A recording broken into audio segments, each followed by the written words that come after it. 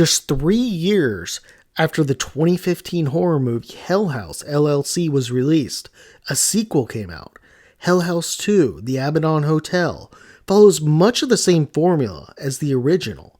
However, the film falls flat.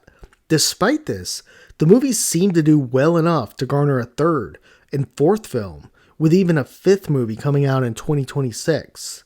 Most of the problems in Hell House 2 stem from the fact that much of the mystique and mystery is just gone.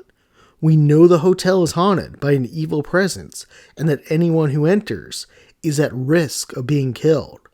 As such, the movie has to go a little further on the scares.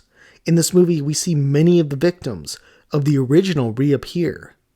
Also, we see Sully, the hotel owner, finally appear, and we learn more about him too. That said, the movie does repeat pretty much the same story that was used at the end of the first film.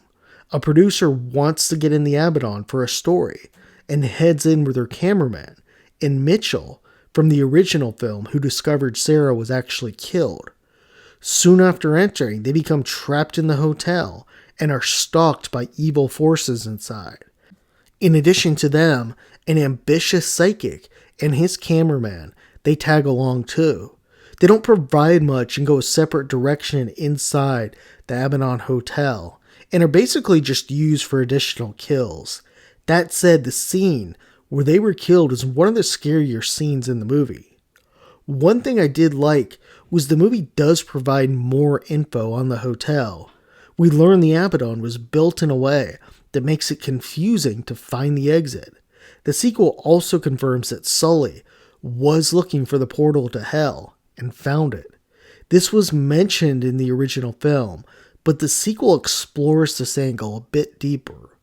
One thing I didn't like about the movie though was that Hell House 2, the film changed the original movie a little bit. It wasn't that the movie tried to fill in gaps, but it actually changed the original movie to fit its storyline. So for example, we see Alex in the hotel months before the events of Hell House. It's April, and he's speaking with a man off screen. The man appears to be Sully, although we can't see him, and the man convinces Alex to bring Hell House to this location for Halloween. In the original movie, this story worked much better, with Alex having never been to the hotel, or at least going off that assumption. Now, the writers of the sequel try to set this theme around the house basically recruiting people to the home, or Sully recruiting people to the home. That way, when they come, the house can kill them and collect their souls.